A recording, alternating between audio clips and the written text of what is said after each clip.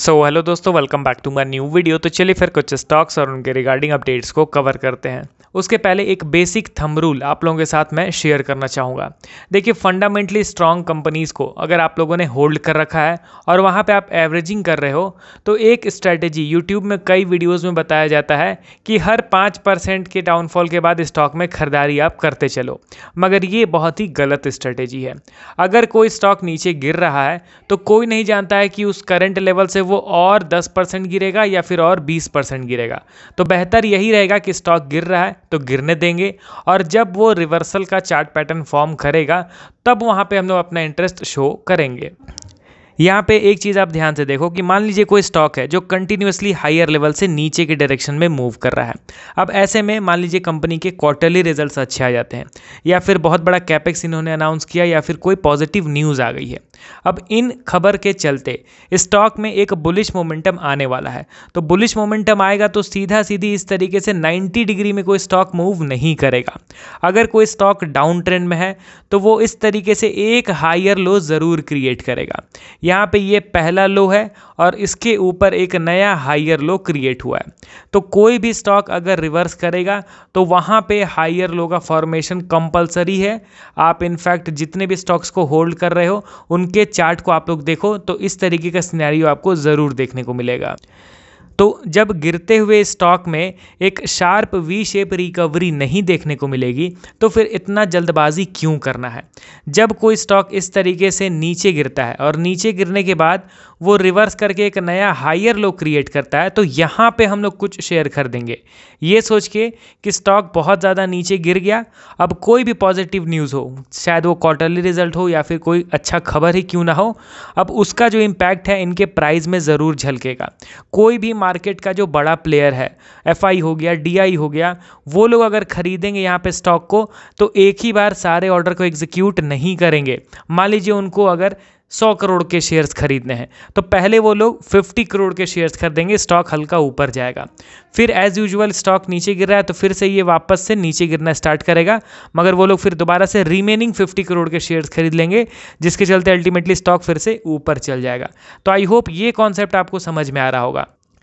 कभी भी मार्केट के जो प्लेयर्स होते हैं वो एक बार में ही पूरे क्वांटिटी को ना सेल करते हैं ना बाई करते हैं, क्योंकि अगर वो लोग पूरा क्वांटिटी एक बार में सेल कर देंगे तो स्टॉक में लोअर सर्किट लग जाएगा, और अगर वो लोग एक बार में सारे क्वांटिटी को खरीद लेंगे तो स्टॉक में इंस्टेंटली अपर सर्किट लग जाएगा और उन्हीं को महंगे दाम पे खरीदना पड़ेगा। फिर इसीलिए वो लोग हमेशा पार्शियल अमाउंट में स्टॉक को खरीदते या फिर बेचते हैं, और इसी पार्शियल अमाउंट में खरीदने बेचने से एक प्राइस एक्शन फॉर्म हो जाता है।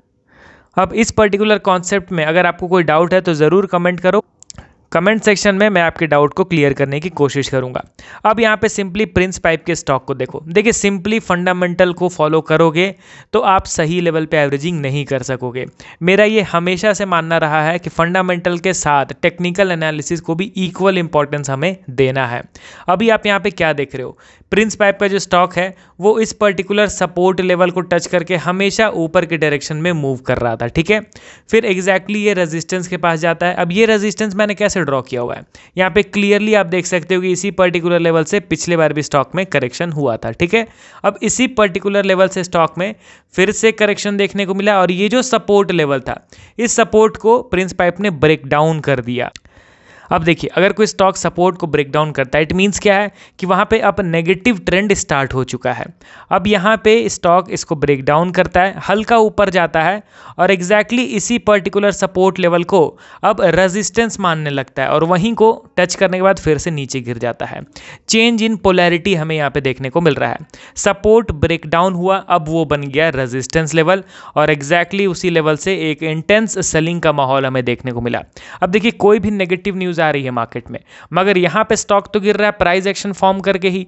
तो ये चीज़ आपको एडमिट करना होगा दोस्तों कि कोई भी स्टॉक में कितना भी बुरा खबर क्यों ना आ जाए, अगर वो नीचे गिरेगा तो इंस्टेंटली एक बड़ा सा रेड कैंडल नहीं बन जाएगा, कुछ दिनों पहले ही वो स्टॉक इंडिकेशन दे देगा। अब आप यहाँ पे देख रहे हो, ये जो सपोर्ट पहले हुआ करता था उसको इसने ब्रेक डाउन किया। यहाँ पे फर्स्ट हिंट हमें मिला, ये हल्का ऊपर गया और इस सपोर्ट को जिसने ब्रेक डाउन किया था उसी को रेजिस्टेंस मान के फिर से 2 दिन तक यहाँ पे लाल में स्टॉक ने क्लोजिंग दिया, तो यहाँ पे दूसरा हिंट मिल गया और आज एक बड़ा रेड कैंडल फॉर्म हो गया।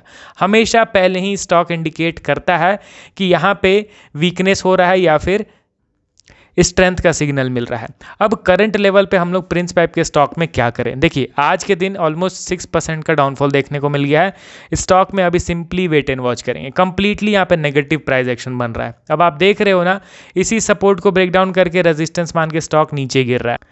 अब स्टॉक कहाँ तक गिरेगा, चलिए उसका एक बार इंपॉर्टेंट लेवल्स को मार्क कर लेते हैं। ये इसका रीसेंट सपोर्ट लेवल है, ठीक है, 622, और उसके नीचे का सपोर्ट लेवल हमारे सामने ये है 608।